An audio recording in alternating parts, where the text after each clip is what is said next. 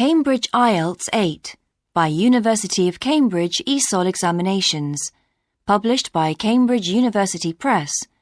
This recording is copyright. CD 1.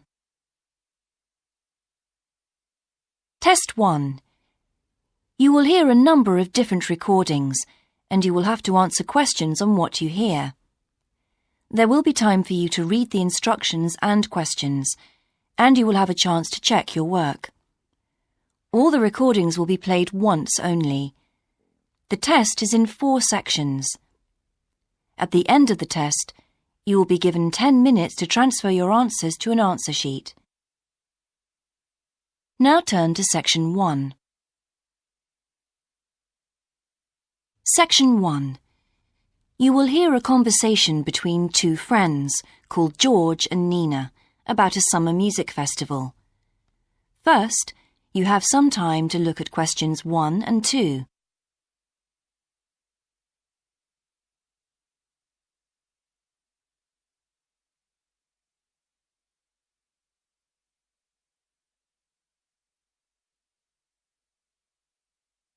You will see that there is an example that has been done for you. On this occasion only, the conversation relating to this will be played first. Hi, George. Glad you're back. Loads of people have phoned you. Really? I felt just like your secretary. Sorry. I went into the library this afternoon to have a look at a newspaper and I came across something really interesting. What? A book? No, a brochure from a summer festival, mainly Spanish music. Look, I've got it here. George says that he found a brochure from a festival, so B has been circled as the answer. Now we shall begin. You should answer the questions as you listen, because you will not hear the recording a second time. Listen carefully and answer questions 1 and 2. Hi, George. Glad you're back. Loads of people have phoned you. Really? I felt just like your secretary. Sorry. I went into the library this afternoon to have a look at a newspaper and I came across something really interesting. What? A book? No, a brochure from a summer festival, mainly Spanish music. Look, I've got it here. Spanish music? I really love the guitar. Let's have a look. So what's this group, Guittarini? They're really good. They had a video with all the highlights of the festival at a stand in the lobby to the library, so I heard them. They play fantastic instruments, drums and flutes and old kinds of guitars. I've never heard anything like it before. Sounds great. Okay, shall we go then? Spoil ourselves? Yes, let's. The only problem is there aren't any cheap seats. It's all one price. Well, in that case, we could sit right at the front. We'd have a really good view. Yeah, though I think that if you sit at the back, you can actually hear the whole thing better. Yes. Anyway, we can decide when we get there. Before you hear the rest of the conversation, you have some time to look at questions 3 to 10.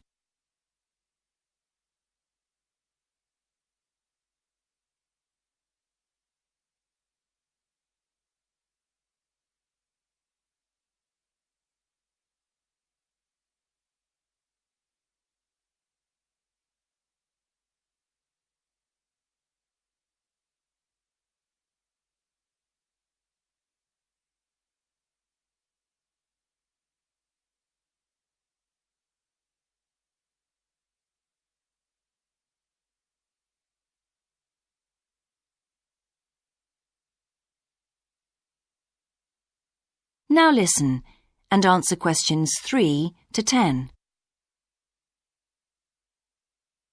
So will you fill in the form or shall I? I'll do it. Name, George O'Neill. Address, 48 North Avenue, Westsea. Do you remember our new postcode? Still can't remember it. Just a minute. I've got it written down here. WS6 2YH. Do you need the phone too? Please. I'm really bad at numbers. 01674 553 242. So let's book 2 tickets for Guitarini. Okay. If you're sure $7.50 each is all right, how do you feel about the singer? I haven't quite decided, but I've noticed something on the booking form that might just persuade me. What's that then? Free refreshments. Really? Yes, look here. Sunday, 17th of June.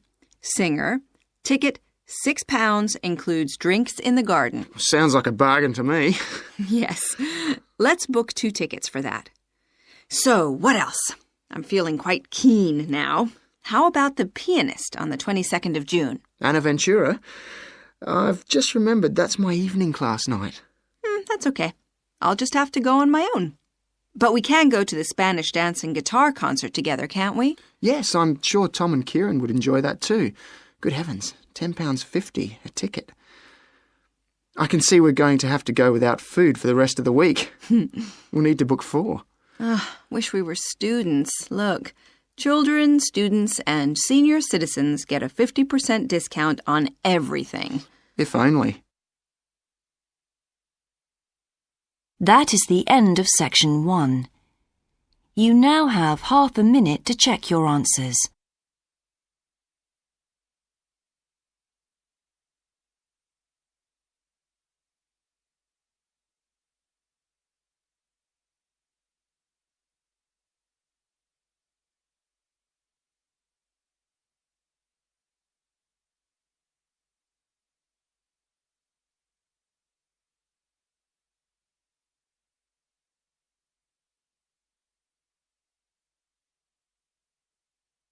Now turn to section 2.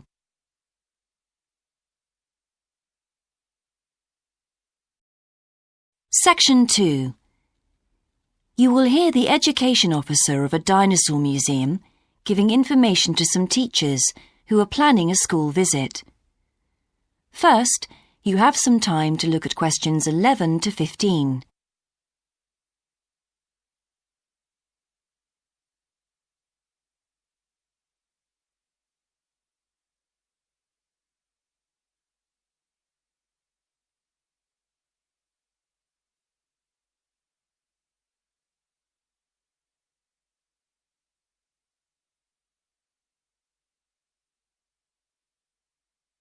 Now listen carefully and answer questions 11 to 15. Hello, and thank you for asking me to your teachers' meeting to talk about the Dinosaur Museum and to tell you a bit about what you can do with your students there. Well, let me give you some of the basic information first. In regard to opening hours, we're open every day of the week from 9 a.m. to 8 p.m. except on Mondays, when we close at 1:30 p.m. And in fact, the only day in the year when we're closed is on the 25th of December. You can book a guided tour for your school group any time that we're open. If you bring a school group to the museum, when you arrive, we ask you to remain with your group in the car park. One or more of the tour guides will welcome you there and brief you about what the tour will be about. We do this there because our entrance is quite small and we really haven't got much room for briefing groups in the exhibition area. As far as the amount of time you'll need goes, if you bring a school group, you should plan on allowing a minimum of 90 minutes for the visit. This allows 15 minutes to get on and off the coach, 45 minutes for the guided tour, and 30 minutes for after-tour activities. If you're going to have lunch at the museum, you will of course have to allow more time. There are 2 cafes in the museum with seating for 80 people. If you want to eat there, you'll need to reserve some seating, as they can get quite crowded at lunchtime. Then, outside the museum at the back, there are tables, and students can bring their own lunch and eat it there in the open air. Before you hear the rest of the talk, you have some time to look at questions 16 to 20.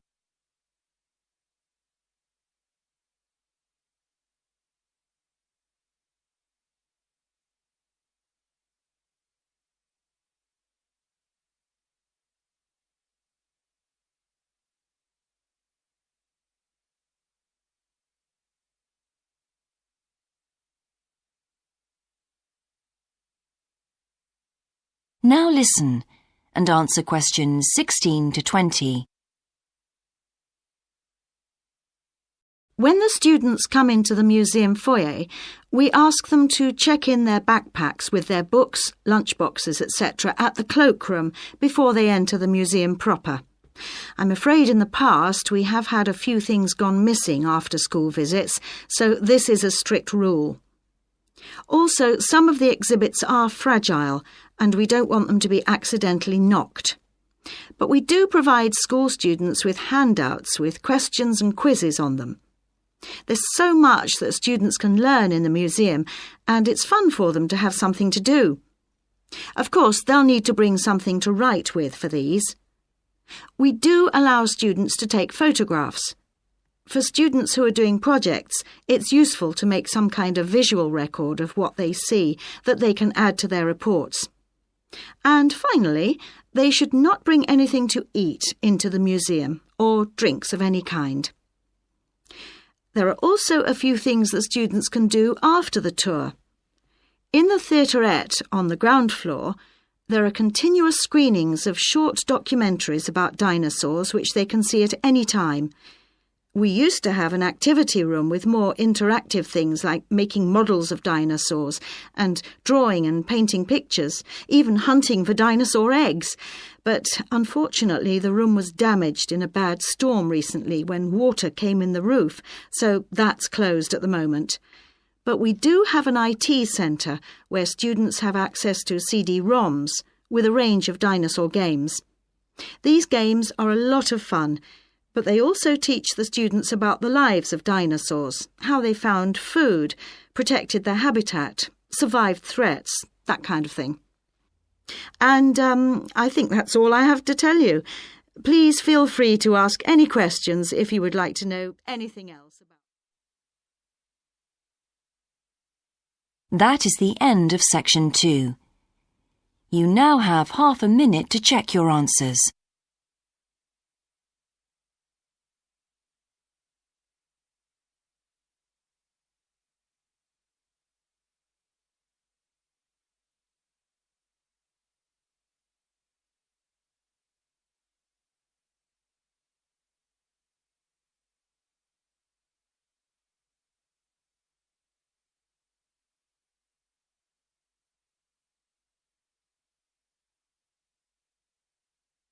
Now turn to section 3.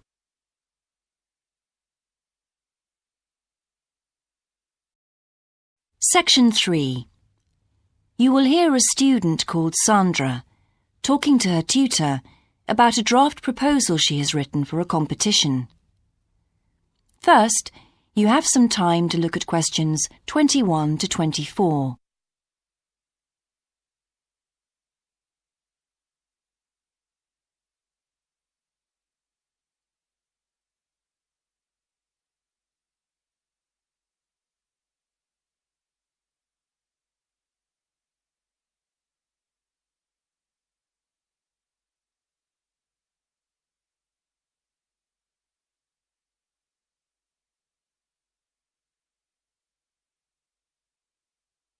Now listen carefully and answer questions 21 to 24. Right, Sandra. You wanted to see me to get some feedback on your group's proposal, the one you're submitting for the Geography Society field trip competition. Uh-huh. I've had a look through your proposal, and I think it's a really good choice. In fact, I only have a few things to say about it, but even in an outline document like this, you really have to be careful to avoid typos and problems with layout in the proposal, and even in the contents page. So read it through carefully before submitting it, okay? Will do. And I've made a few notes on the proposal about things which could have been better sequenced. Okay. As for the writing itself, I've annotated the proposal as and where I thought it could be improved. Generally speaking, I feel you've often used complex structures and long sentences for the sake of it, and as a consequence, although your paragraphing and inclusion of subheadings help, it's quite hard to follow your train of thought at times. Oh, So cut them down a bit, can you? really? Yes, and don't forget simple formatting like numbering. Didn't I use page numbers? I didn't mean that. Look, you've remembered to include headers and footers, which is good, but listing ideas clearly is important. Number them or use bullet points, which is even clearer. Then you'll focus the reader on your main points. I thought your suggestion to go to the Navajo Tribal Park was a very good idea. No, I've always wanted to go there. My father was a great fan of cowboy films and the Wild West, so I was subjected to seeing all the epics, many of which were shot there.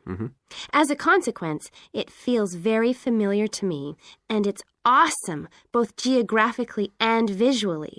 So it's somewhere I've always wanted to visit.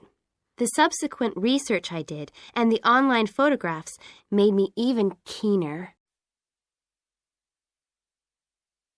Before you hear the rest of the conversation, you have some time to look at questions 25 to 30.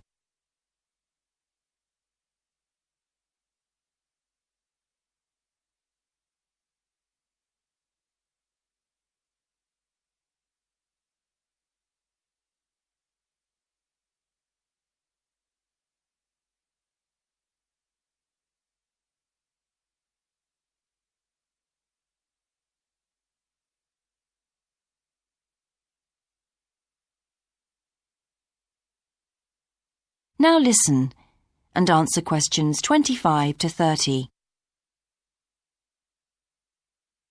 Interesting. Right, let's look at the content of your proposal now. Did you find it comprehensive enough? Well, yes and no. You've listed several different topics on your contents page, but I'm not sure they're all relevant. No? Well, I thought that from the perspective of a field trip, one thing I needed to focus on was the sandstone plateau and cliffs themselves. The way they tower up from the flat landscape is just amazing. The fact that the surrounding softer rocks were eroded by wind and rain, leaving these huge outcrops high above the plain. It's hardly surprising that tourists flock to see the area. Well, yes, I'd agree with including those points. And then the fact that it's been home to Native American Navajos and all the social history that goes with that. The hardships they endured trying to save their territory from the invading settlers. Their culture is so rich. All those wonderful stories. Well, I agree it's interesting, but it's not immediately relevant to your proposal, Sandra. So, at this stage, I suggest you focus on other considerations. I think an indication of what the students on the trip could actually do when they get there should be far more central, so that certainly needs to be included and to be expanded upon. And I'd like to see something about the local wildlife and vegetation, too. Not that I imagine there's much to see. Presumably the tourist invasion hasn't helped. Okay, I'll do some work on those two areas as well. But you're right, there's not much apart from some very shallow-rooted species. Although it's cold and snowy there in the winter, the earth is baked so hard in the summer sun that rainwater can't penetrate. So it's a case of flood or drought, really. So I understand. Now, before we look at everything in more detail, I've got a few factual questions for you. It would be a good idea to include the answers in your finished proposal, because they're missing from your draft. Fine. So you mentioned the monoliths and the spires, which was good. But what area does the tribal park cover? Do you know? 12,000 hectares, and the plain is at about 5,850 meters above sea level. Larger than I expected. Okay, where's the nearest accommodation? That's a practical detail that you haven't included. Have you done any research on that? Yes, there's nowhere to stay in the park itself, but there's an old trading post called Goulding quite near. All kinds of tours start from Goulding, too. What kind of tours? Well, the most popular are in four-wheel drive Jeeps, but I wouldn't recommend hiring those. I think the best way to appreciate the area would be to hire horses instead and trek around on those. Biking is not allowed, and it's impossible to drive around the area in private vehicles. The tracks are too rough. Okay. Lastly, what else is worth visiting there? There are several caves, but I haven't looked into any details. I'll find out about them. Okay, good. Now what I'd like to know is more about... That is the end of section 3. You now have half a minute to check your answers.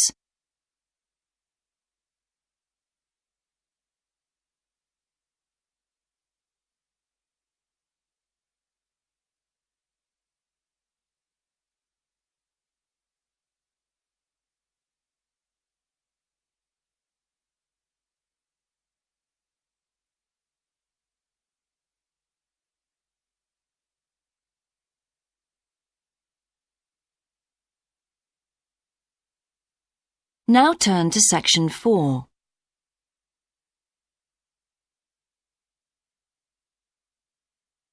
Section 4.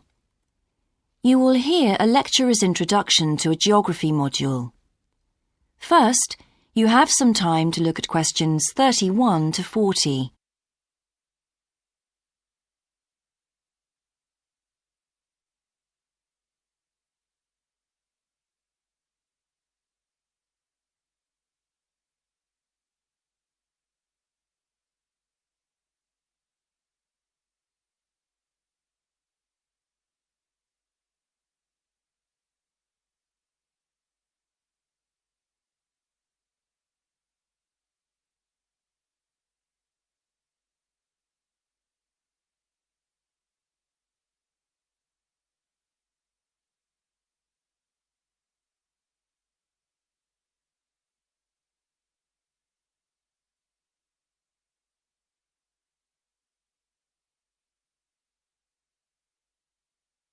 Now listen carefully and answer questions 31 to 40.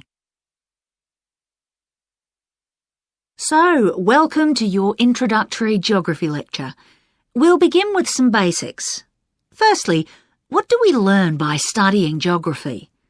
Well, we learn a great deal about all the processes that have affected and that continue to affect the Earth's surface. But we learn far more than that, because studying geography also informs us about the different kinds of relationships that develop between a particular environment and the people that live there. Okay, we like to think of geography as having two main branches. There's the study of the nature of our planet, its physical features, what it actually looks like, and then there's the study of the ways in which we choose to live and of the impact of those on our planet. Our current use of carbon fuels is a good example of that. But there are more specific study areas to consider too, and we'll be looking at each of these in turn throughout the semester. These include biophysical geography, by which I mean the study of the natural environment and all its living things. Then there's topography. That looks at the shapes of the land and oceans. There's the study of political geography, and social geography too, of course, which is the study of communities of people. We have economic geography, in which we examine all kinds of resources and their use, agriculture, for example. Next comes historical geography, the understanding of how people and their environments and the ways they interact have changed over a period of time. And urban geography, an aspect I'm particularly interested in, which takes as its focus the location of cities, the services that those cities provide, and migration of people to and from such cities. And lastly, we have cartography. That's the art and science of map making. You'll be doing a lot of that. So, to summarise before we continue, we now have our key answer. Studying this subject is important because without geographical knowledge, we would know very little about our surroundings and we wouldn't be able to identify all the problems that relate to them. So, by definition, we wouldn't be in an informed position to work out how to solve any of them.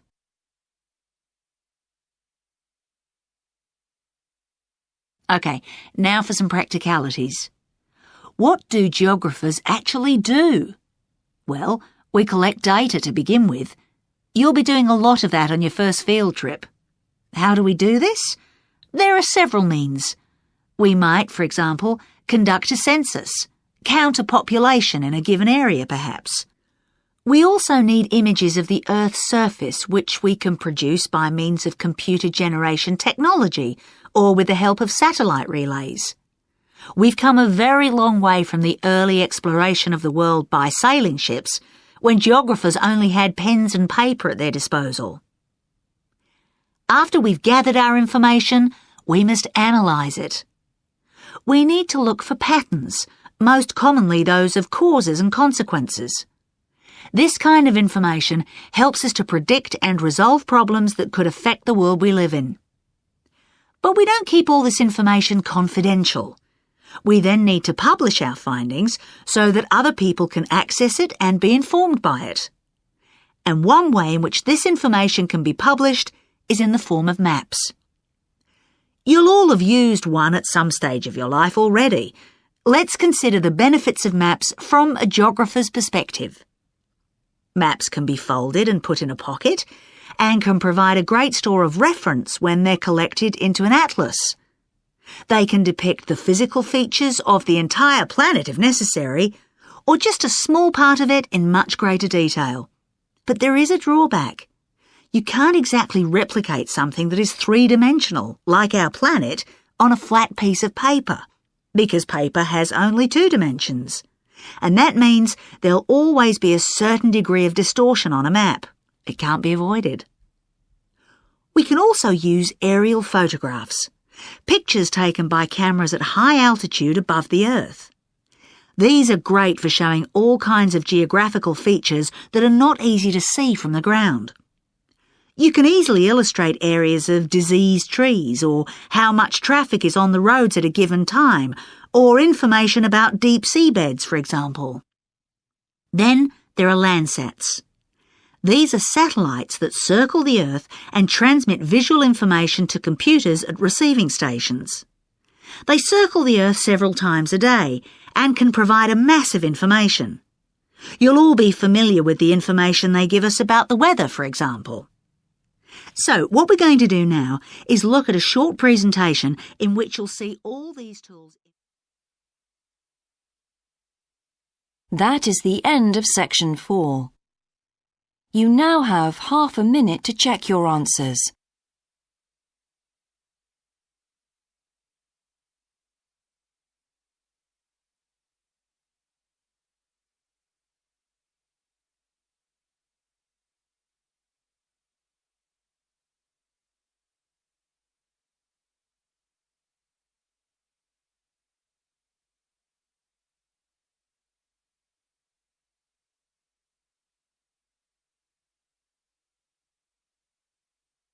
That is the end of the listening test.